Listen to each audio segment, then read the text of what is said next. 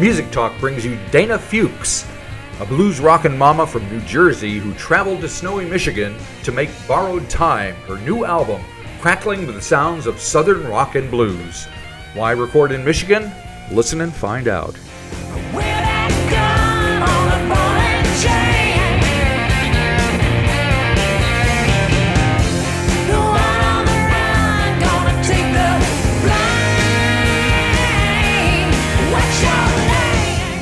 I love to say that we went to snowy Michigan on Thanksgiving. We flew in on Thanksgiving the day before. Right. I went ahead with the family asking the Airbnb host if everything would be open on Thanksgiving, because in New York City it is. So, you Sure. assume. And I guess she misunderstood me and she said, "Oh, you're in Lexington. Everything will be open." Nothing was open. And we carved and found one tiny little deli and bought like cans of tomato sauce and made some macaroni noodles and some cheap wine. That saved the day. Right. Yeah, I'm sure it did. And then the day after Thanksgiving, we started loading in, and that's what I was about to say. I like to tell people we made a Southern rock record in the middle of snowy Michigan. Right. Yep. Well, so why did you choose to record there?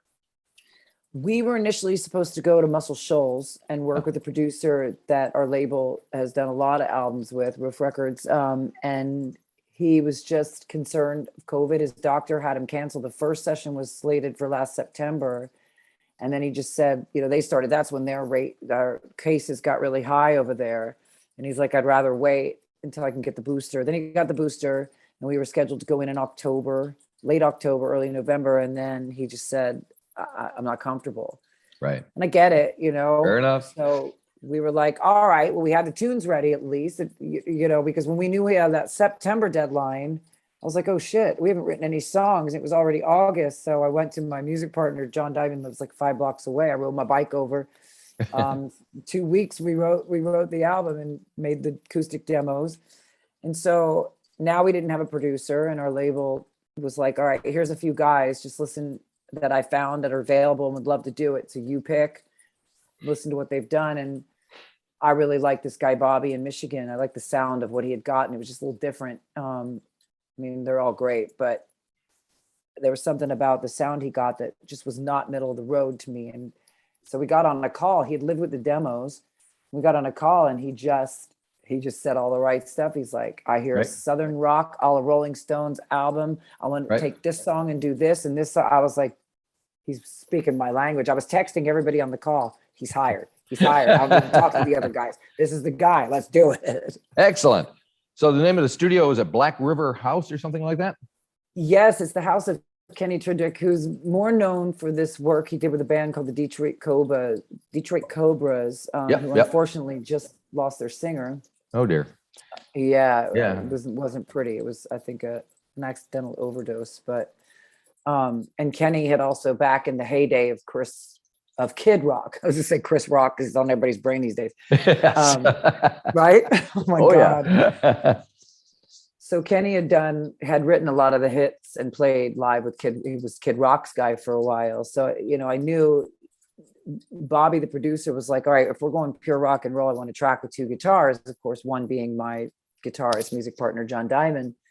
And we had never done that before. And I was like, well, that sounds exciting. Let's go for it. And we checked Kenny out online and I was like, yeah, I'll work with this guy. And so Bobby said, well, do you want to be in the Slick City, Detroit? Here are the options: a Slick studio in Detroit, in the city, or a homemade studio in the country with like fire pits and dogs. I'm like, take me to the country. We're doing a country rootsy album. Get me out of New York City. Get me out of the cities. Right. Very cool. And so Bobby put the studio together. We were the first band to record there. Oh, that's cool. Kenny. Yeah, it was really cool. That can be scary. So, you're trying out everything first time. So yeah, we had a few, we really didn't have any glitches. There was one headphone glitch. That was it. Oh, that's not bad. You get those anytime. It's pretty seamless. He did a great job. I loved it. It was my favorite vocal booth ever. So what was the vibe like? What was Bobby doing? And what was the band? Were you playing live in the studio together? Were you layering? How do you work? Oh yeah. So the studio was a big basement room and I had like my own little house with curtains and a little window looking into the main room where all the band was tracking live. So we could all watch each other through that window. Then I also had an outdoor window with their dog watching me, and snow falling, which was awesome. Right. Just candles lit. It was really cool. It was very rock and roll, like just earthy, gritty, but beautifully done. Like Kenny just did this quick design with the right lighting, the right carpets, the right candles. And we got in there and, we would listen down to the demos. Bobby decided that we should do the album in the order that the demos were laid out in, because he just thought the sequence worked, which interestingly enough, it did. And it wasn't intentional. And the first tune we tracked is the opening track on the album. And it's also the very first song we wrote for the album, Double Down. Oh, cool. Wrong. So it's just this acoustic demo, and it's like, God damn it. It could have gone in a lot of different directions. It had this kind of bluesy rock feeling. And then the band started playing it. And I was like, whoa, what the hell is that? I'm ready to sing. Put my mic up. It was like that. And we did 2 takes of it. And I was like, I never saw this song going in that direction. So right. Really, yeah, I was going to ask you, because you're saying it's an acoustic guitar demo thing. And I'm going, well, wait a minute. That's a pretty heavy riff going on that track. Yeah. So.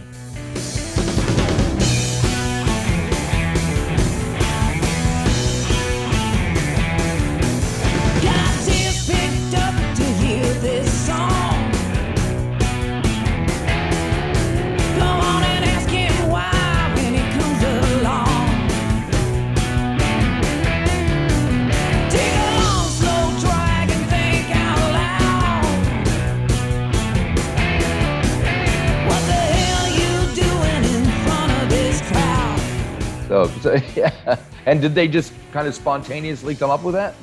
Absolutely. It's totally spontaneous.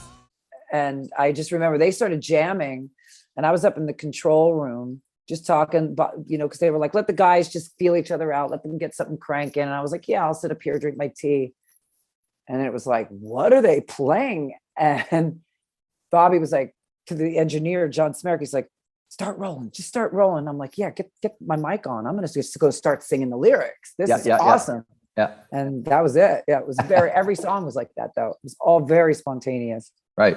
Well, I can see, I'm looking at the first 3 tracks are a good sampler of what to expect, because the next track, Blue Mist Road, is kind of a slow simmering blues thing, which is very different than the riff rocker that you got out there. And then the Southern soul of Call My Name after that. So yeah.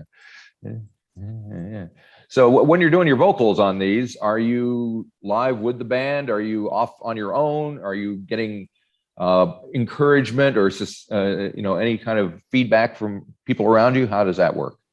Yeah, you can just see, because the way they had the studio set up is I had this good sized little space. The vocal booth was very open. It wasn't just those closed in little booths that I'm used to and don't like. You can't breathe. It was just very open, and I had a giant long rectangular window where everybody in the band could see me, and Bobby had positioned us, or Kenny really, I think that was his idea, Kenny who built the studio, that we could all just be watching each other. So I could cue when I wanted to end it, if I wanted to keep going, tag it out. We would just watch each other. I could see them getting into it, and if they saw me into it, that's how you feed. And so, yeah, a lot of the vocals are just live takes, and then you go back in and you tweak a few lines. So I don't like what I sounded like on that line, or I said the wrong lyric here, but that's pretty much it. Yeah. Okay. Very good. Now the title track, Borrowed Time, is a little bit different sounding than the rest of it. So tell me a little bit about that one, if you don't mind. You live the hustle and I live the lie. There's no easy way now.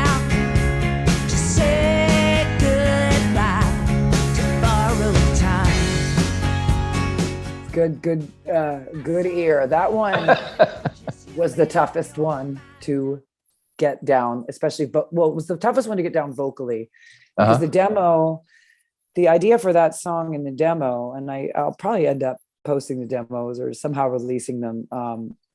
That song was a little more sensitive in the demo. It was a little bit more sad.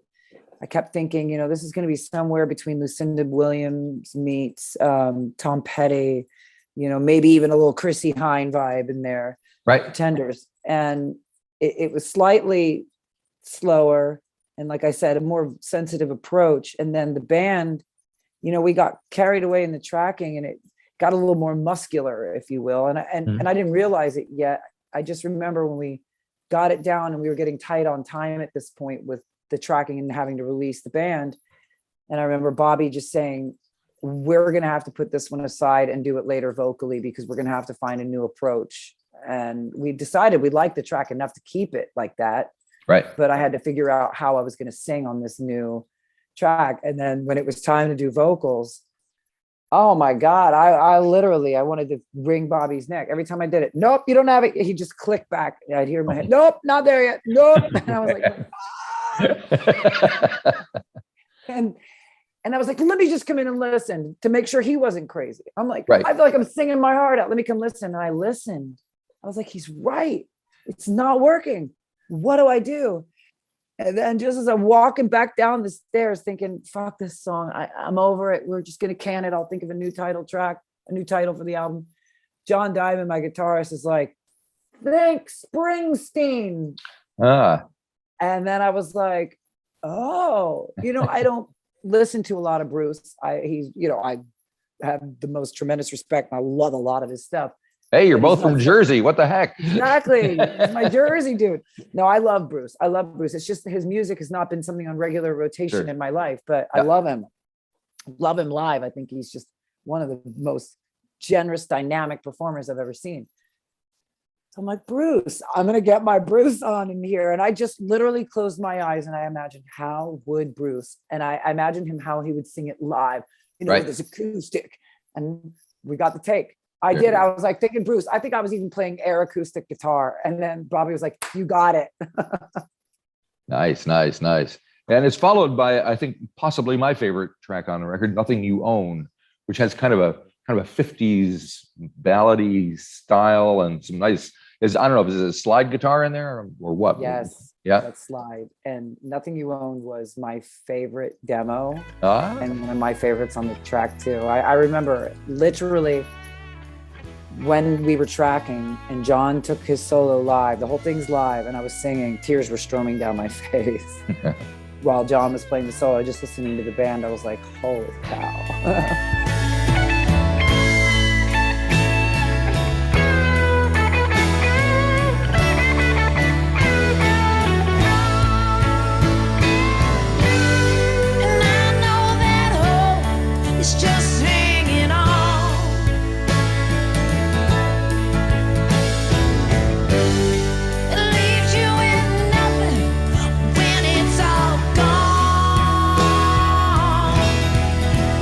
Thank you. I'm happy to hear that.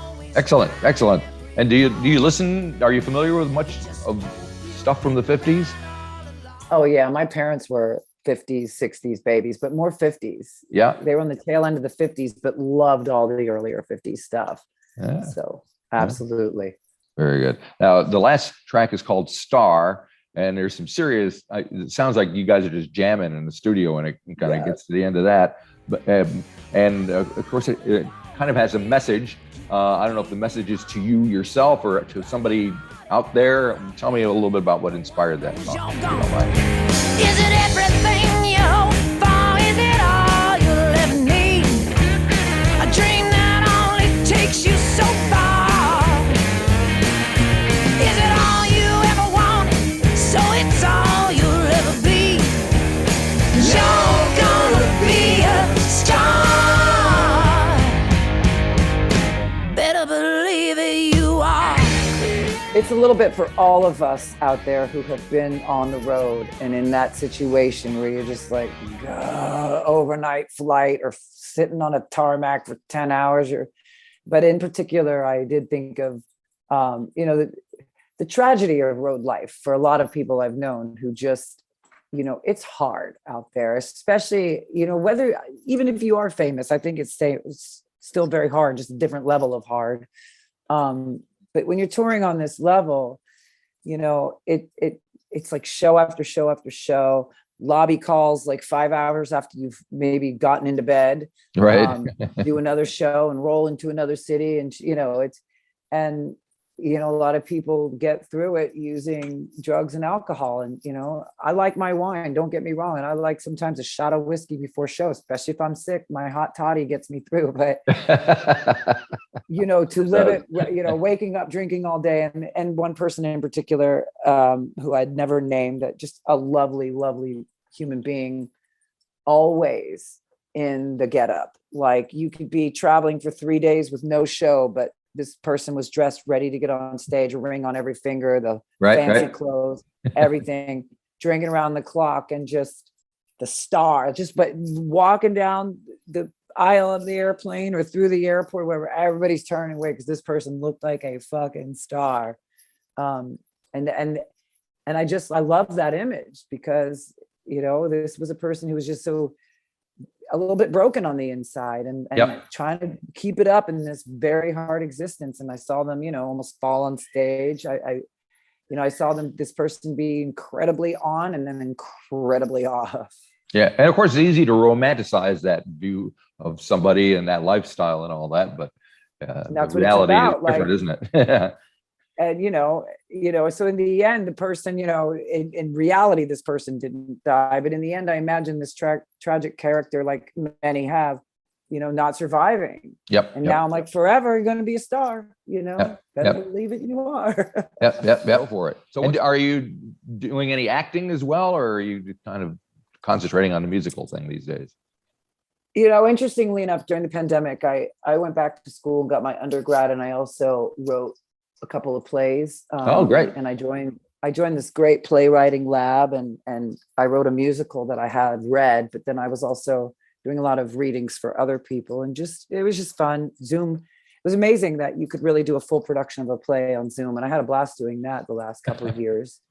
But, you know, now I got a 2-year-old who demands me, and yes, starting to work again. So not as much time for that stuff. But yeah, I do have a couple of plays I want to stage in the next year or so. Cool. Sounds like it's all happening. That's it. You got to keep, like, sometimes too much, like, oh God, I forgot about that. And, you know, up in the middle of the night, you get up to pee and you're like, oh shit, forgot this. And, exactly. Such is life in modern world. Right? Exactly. Never keep the phone by the bed. I don't know why I do that to myself, but yeah, well, you know, it's a good time to catch up on stuff sometimes. So it is. It's, for me, it's the only time I have quiet time. Yeah. And that's when you go down those rabbit holes as well. So unfortunately, yes, that is rabbit hole city in the middle of the night. No good thinking comes in the middle of the night. Right. Have you ever been down to this part of the world? No, and I would love to. We'd love to, because this stuff needs to be heard live, you know, that music, that voice. So come on down. Get the word out there for us. And that's what we're doing. You know, I would love to. I told our agent, I was like, listen, let's see if we can get anything out of New Zealand. I'm dying to go there. Yep. Pay my plane. That's all I need. All righty. Very good. Well, thanks for spending some time. Have a great day. You too. Bye-bye. Bye-bye.